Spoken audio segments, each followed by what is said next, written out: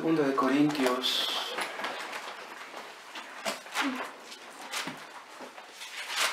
Capítulo 1.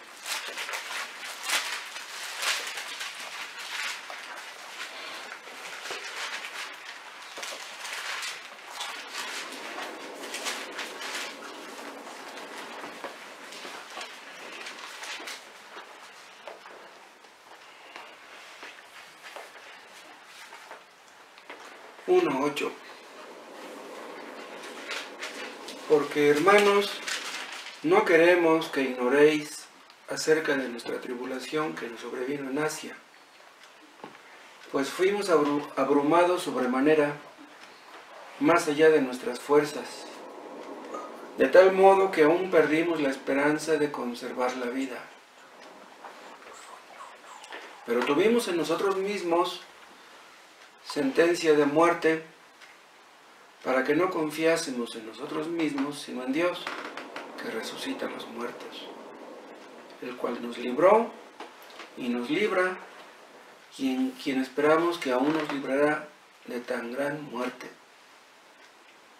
cooperando también vosotros a favor nuestro con la oración, para que por muchas personas sean dadas gracias a favor nuestro, por el don concedido a nosotros por medio de muchos.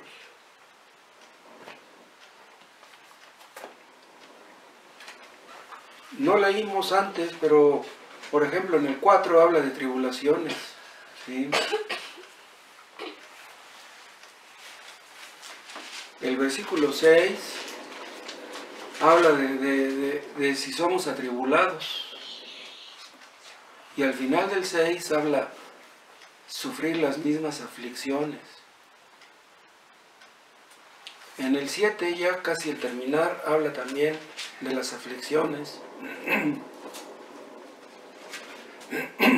Y en el 8 habla de una gran tribulación que él tuvo. Dice acerca de nuestra tribulación que nos sobrevino en Asia. Los creyentes más fieles eran los más perseguidos. El apóstol Pablo sufrió por ser fiel a Cristo. Aquí en el versículo 8 no explica exactamente qué clase de tribulación tuvo. Lo único que dice es, fuimos abrumados sobremanera, más allá de nuestras fuerzas. O sea, sentimos que ya no podíamos soportar. Nuestra aflicción era tan grande que pensamos que íbamos a morir. De tal modo que aún perdimos la esperanza de conservar la vida.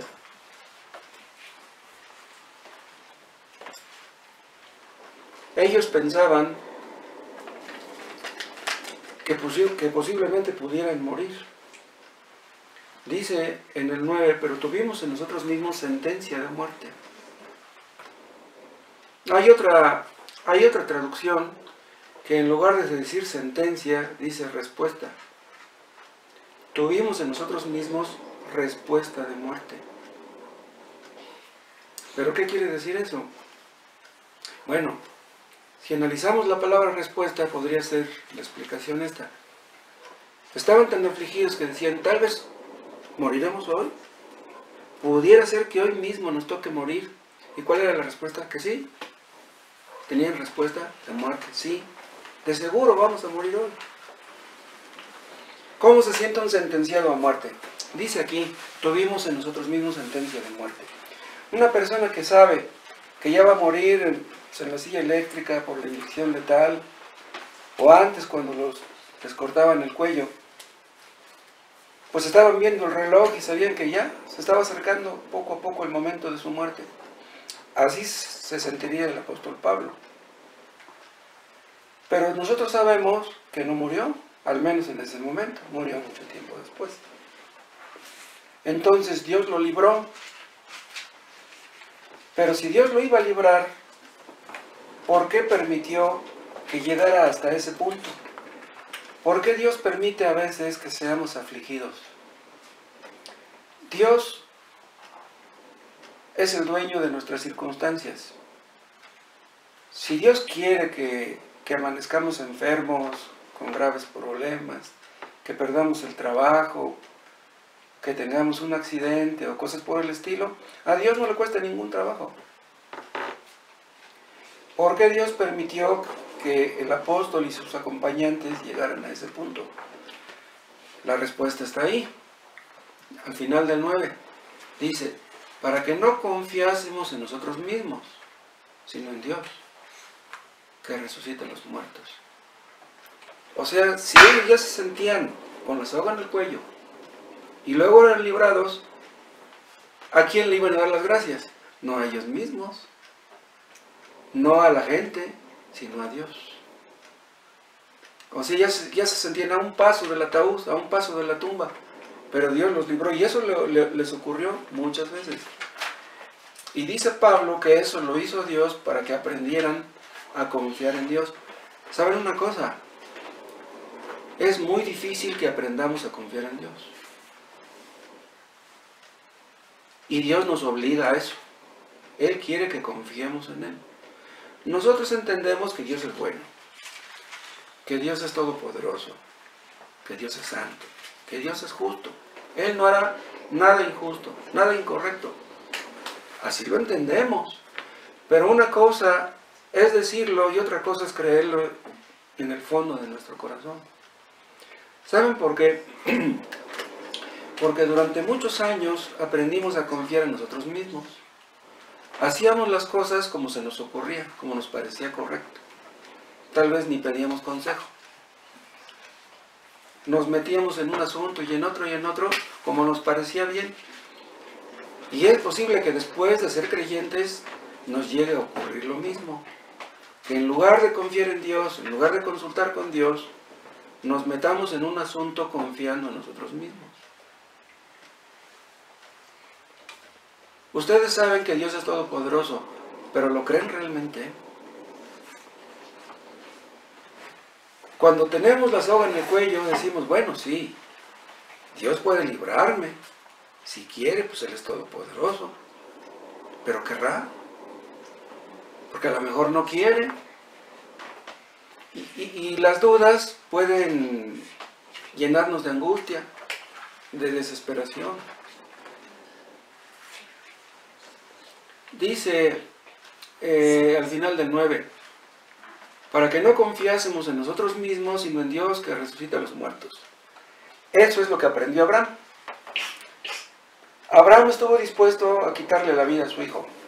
Él no cuestionó a Dios cuando Dios le dijo que le quitara la vida a su hijo. Él ha de haber pensado, bueno, yo no entiendo por qué Dios me dio un hijo y ahora me dice que le quite la vida, pero bueno, pues Él es el jefe, lo voy a hacer. Agarra al hijo, agarra la leña, se van caminando rumbo al monte.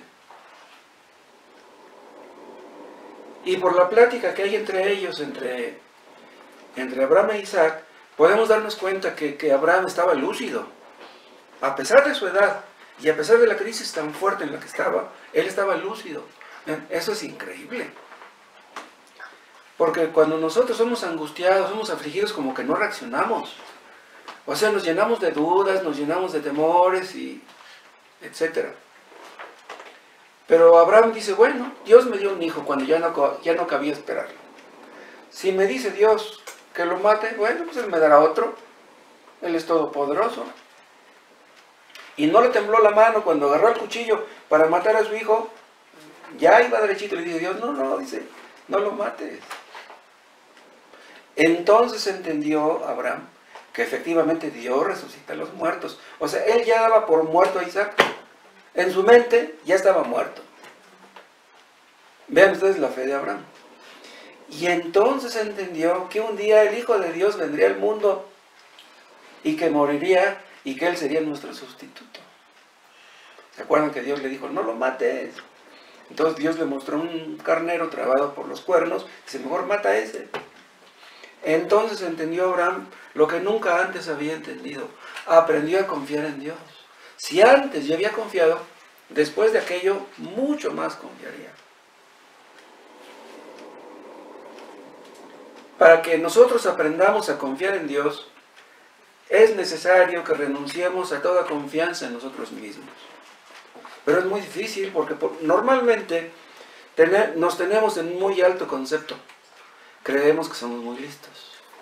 Creemos que somos muy inteligentes.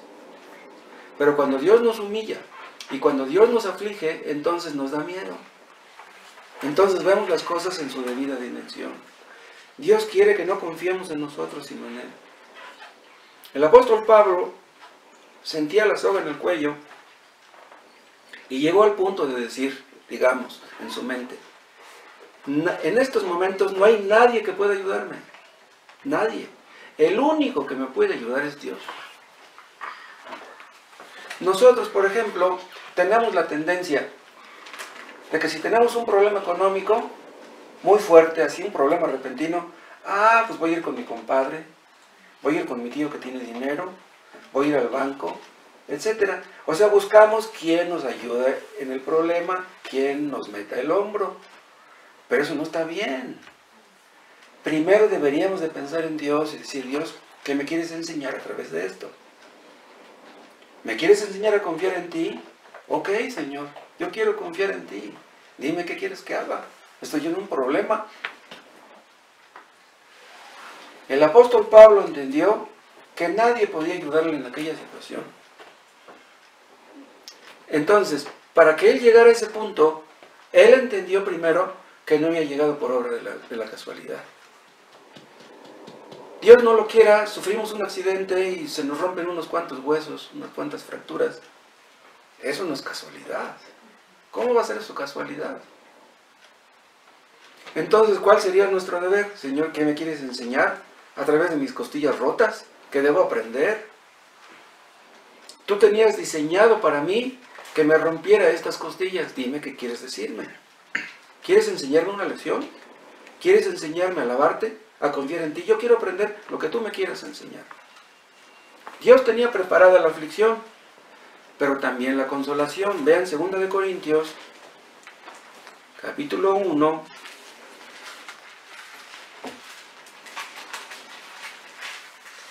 el versículo 3. Bendito sea el Dios y Padre de nuestro Señor Jesucristo, Padre de misericordias y Dios de toda consolación, el cual nos consuela en todas nuestras tribulaciones. ¿Para qué? Para que podamos también nosotros consolar a los que están en cualquier tribulación, por medio de la consolación con que nosotros somos consolados por Dios. Vean cuántas veces se menciona aquí la palabra consolar y consolación. Consuela, consolar, consolación y consolados. Y ven el 5. Porque de la manera que abundan en nosotros las aflicciones de Cristo, así abunda también por el mismo Cristo nuestra consolación.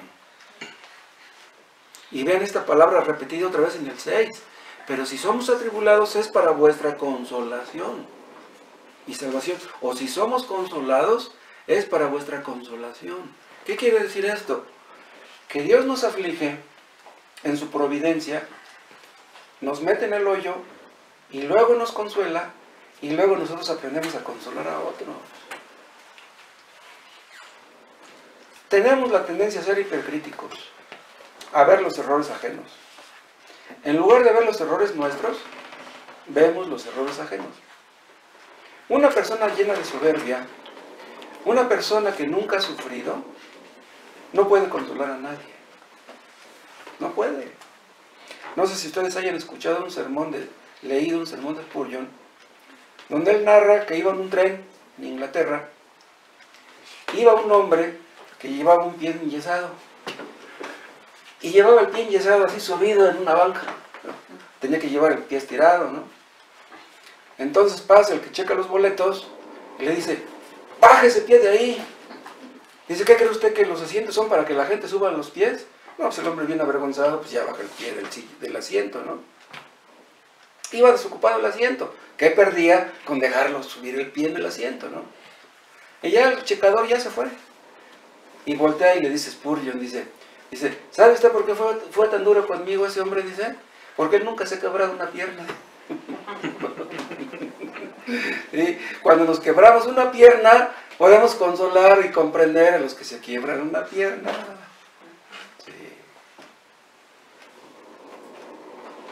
Yo conocí un hombre que era contratista de pintores. Tenía muchos pintores a su cargo. Él contrataba las grandes obras de pintura y le pagaba a los pintores para que pintaran. Y un día me dijo a mí, dice, ¿sabe una cosa? Dice, si a mí no me pagan, cuando me dicen que me van a pagar, y yo me comprometí a pagarles el sábado a mis pintores, dice, y no me dan el dinero, yo les pago de mi dinero. Si yo no estoy esperando, ¿saben qué? Pues como no me pagaron, vengan hasta el lunes me pagan, pero pues un trabajador está esperando su dinero el sábado, ¿cómo que hasta el lunes? Y yo le pregunté, bueno, ¿y por qué hace usted eso? ¿Saben qué me dijo? Dice, porque yo sé lo que se siente estar amolado, dice, yo sé lo que se siente no tener dinero, dice, yo les doy de mi dinero y luego ya que me paguen a mí. O sea que aprendemos a comprender a los demás cuando Dios nos saca del hoyo. Normalmente somos muy estrictos, hablamos fácilmente de los demás, de los errores, de los defectos ajenos. Y no comprendemos a los que sufren porque tal vez nosotros no hemos sufrido como ellos. Entonces Dios afligió a Pablo para después consolarlo y luego él aprendiera a consolar a otros. Hay unas partes donde Pablo habla con tanta ternura, hijitos, amados. O sea, con un hombre como él que tenía el carácter tan fuerte, hablar así con tanto cariño es difícil, pero tenemos que aprender. Algunos cristianos, pues antes de serlo teníamos el carácter muy fuerte, pues tenemos que aprender a hablarle con cariño a nuestros hijos, a nuestros nietos. Hasta que somos sometidos a prueba, entendemos que Dios es omnipotente para meternos y para sacarnos del hoyo. Y es entonces cuando aprendemos a confiar en Dios. Cuando ustedes tienen un problema, viene a su mente, Dios abrió el Mar Rojo. Y después de que abrió el Mar Rojo, hizo que se metieran los soldados y los mató a todos ahí. Y luego abrió la roca y salió agua. Y luego el maná que cayó del cielo. Y luego las codornices que cayeron del cielo. No, pues Dios todo lo puede. Pero en el momento que tenemos que pagar los 500 pesos que debemos, ¿podrá Dios darme los 500 que necesito? ¿Me alcanzará el dinero para pagar el recibo de la luz, el recibo del predial? ¡Wow! ¿No? Vean el versículo 10. El cual nos libró y nos libra, y en quien esperamos que aún nos librará. Vean, dice, nos libró. O sea, el hecho de que ya haya sido librado antes, le da fe para decir, así como me libró antes, me va a librar ahora.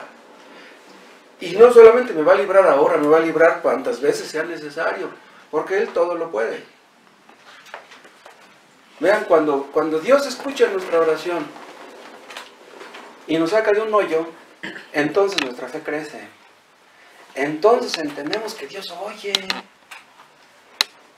que Dios no está sordo, que Dios nos escucha, que Dios nos ama. Entonces nuestra fe crece y nuestro amor por Él crece y nuestra confianza por Él crece. Y entonces decimos, bueno, no tengo por qué estar preocupado si ya en el pasado me ha sacado del problema, ¿cómo no me va a sacar de este también? Si quiere. Pero vean una cosa, si quiere. Pero supongamos que te entra en la mente la idea, dice, ¿y qué tal si no quiere? Bueno, si quiere, pues ya estuvo. Pero si no quiere. O sea, mencioné a Abraham. Antes de que fuera a sacrificar a Isaac, él fue a una guerra contra 5 reyes cananeos y libró a Lot y a otros que estaban prisioneros. Lo libró de la muerte, aunque eran muy pocos ellos y tenían pocas armas. Los libró. Pero lo de Isaac era diferente. Porque vean, en aquella ocasión fue a librar a otra gente y fue a librar sus pertenencias también que le habían sido robadas. Pero ahora lo que estaba de por medio era su hijo. O sea, cuando Dios nos toca en lo que más nos duele, porque lo que más amaba en su vida Abraham era su hijo, era su único. Vamos a orar porque Dios bendiga su palabra el domingo.